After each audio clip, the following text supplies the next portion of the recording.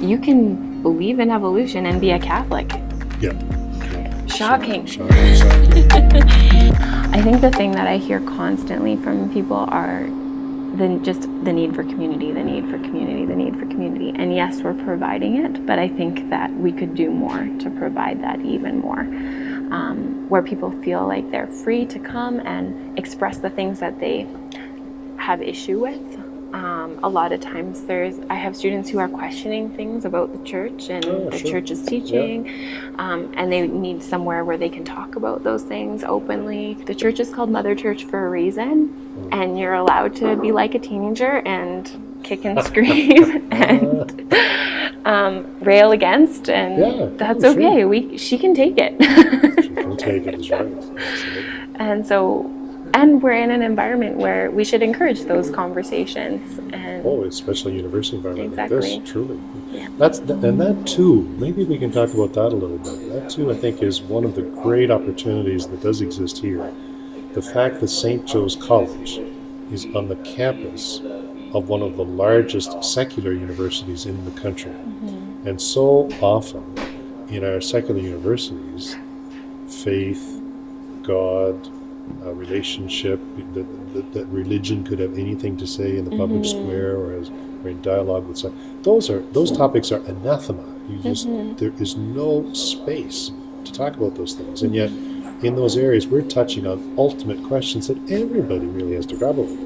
Here, the fact that we have this Catholic college on the campus of a secular university is an opportunity to have those urgently necessary conversations. And in fact, St. Joe's actively facilitates this and encourages it. The thing that comes immediately to my mind is a lot of our courses are intersection courses where you take various studies and combine it with Christian theology. Oh, I see. Okay. So we have science and religion, sport and religion. Yeah. So my husband Jordan teaches a sport and religion class. A lot of people are like, what the heck is sport and religion? But I think of like Dennis Lamoureux teaching, he gets so many students coming from the sciences background and thinking like, what can faith say about science? Yeah.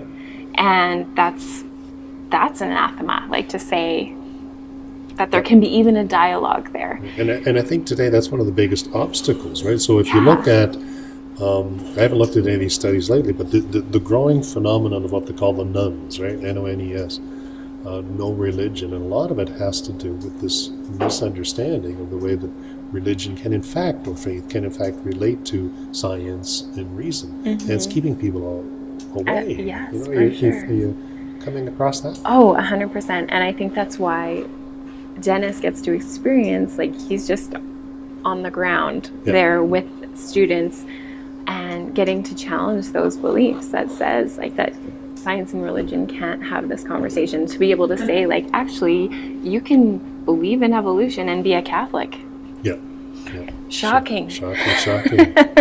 So then I have students who come from those classes to something like Alpha. Oh, yeah. Where they get to hear the basic kerygma and they're in an environment where they're like, okay, so I just heard this message that like I can be a scientist, a chemist, biologist, whatever, and have a faith, so tell me more. Okay. And then we get to explore the basic teachings of the faith and in an environment where it's okay to question and say like, yeah, but what about this and what about this? And what are you seeing in those same students when they start to make the connections? Oh, it's amazing. In what way? To see, they encounter Jesus. Yeah. They encounter Jesus and then their lives are transformed. Beautiful.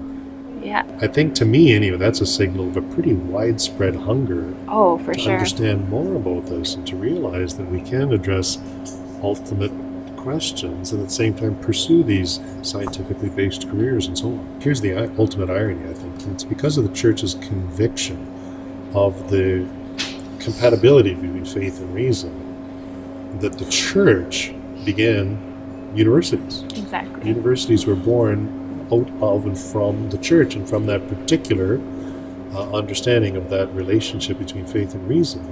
And yet now, a few centuries later, it's within the universities that what we understand to be an inseparable relationship is being questioned. Yeah. But I think here we've got an ability and an opportunity to help the students recover the connection and really have a whole new take on life and a whole new reason for their hope.